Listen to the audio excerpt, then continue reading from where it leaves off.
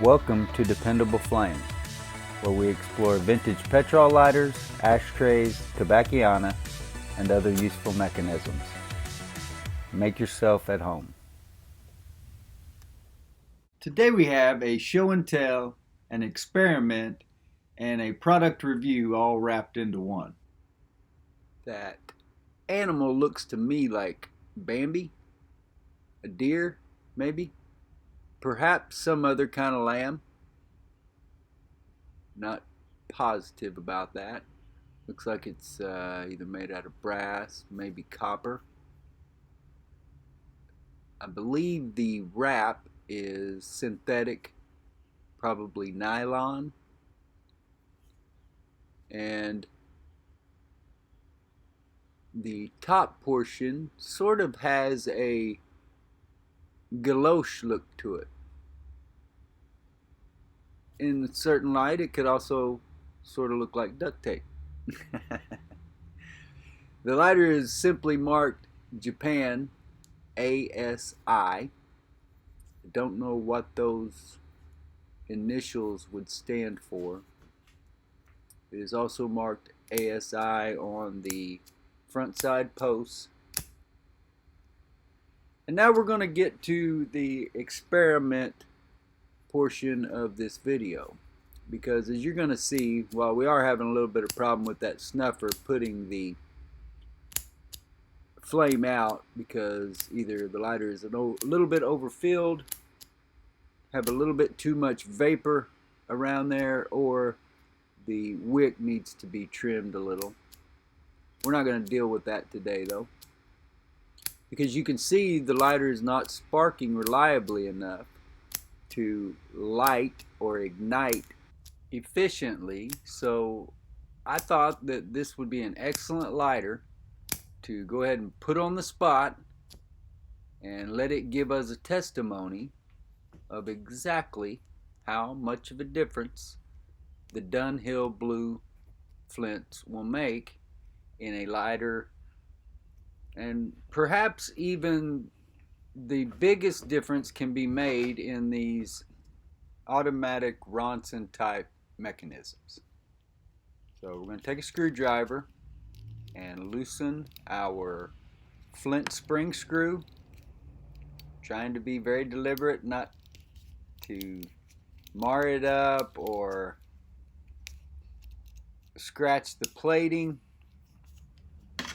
Get the screw out, and we will drop the old flint out, which there's probably nothing really wrong with it. It'll work just fine in a Zippo or many other petrol lighters, so I'll just set it aside and use it later.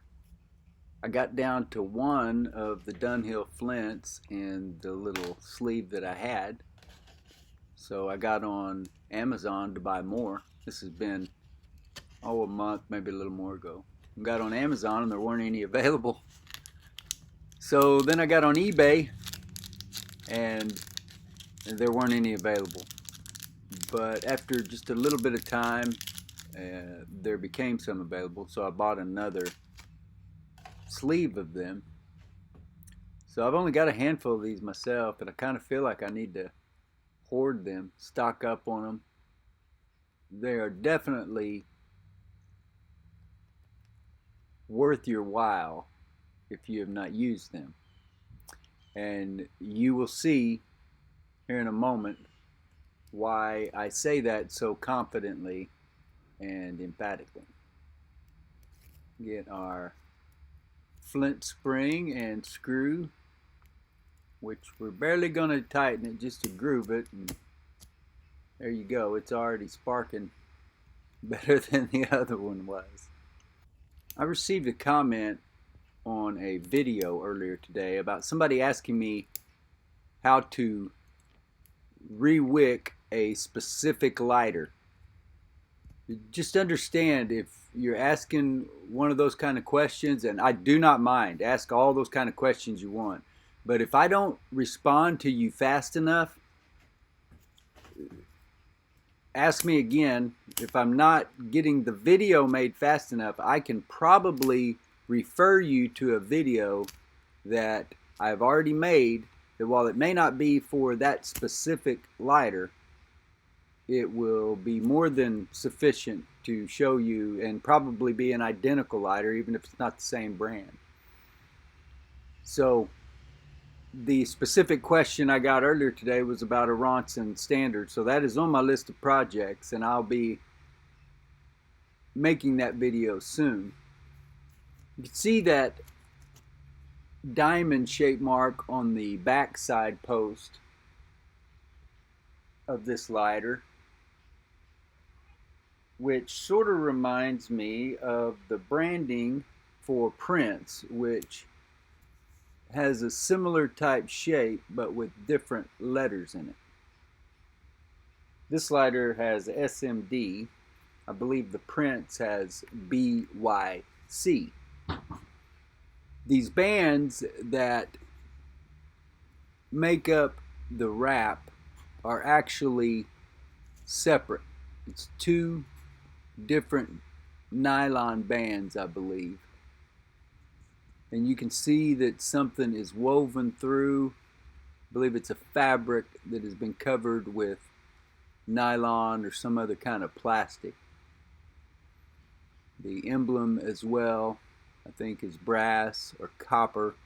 It has some kind of clear coat over it.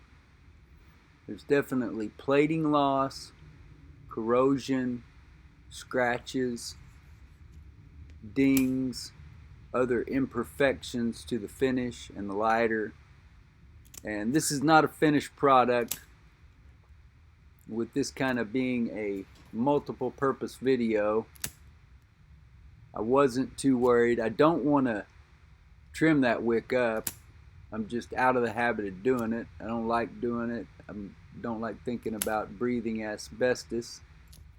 So I just made that call during the video that I wasn't going to fret over the wick or the fact that that snuffer wasn't putting that flame out.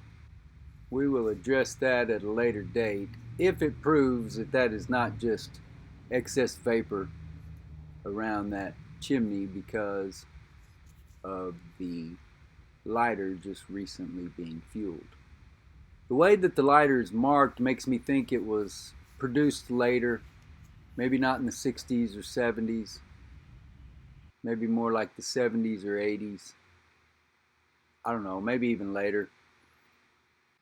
This is another fine example of why somebody ought to be taking the opportunity, especially if these lighters end up in the penny start 100% goes to HDSA charity auctions, because a lot of times you can really get a steal in those auctions. Shipping is free. All you're going to pay is what you bid. What you end up bidding and paying is not going to be very much, and you're going to get some quality lighters. But beyond that, who knows? This one it's a pretty attractive lighter. I don't necessarily want to give it away. And you can see there, obviously, the Dunhill Blue Flint has made a major difference. But I do give 3 lighters away every month through those charity auctions. So this one could certainly end up there. And you won't be disappointed if you bid and spend your money on it. So with the alternate flint, it has gone from about 1 in 10 ignition to about 9 in 10. Until next time.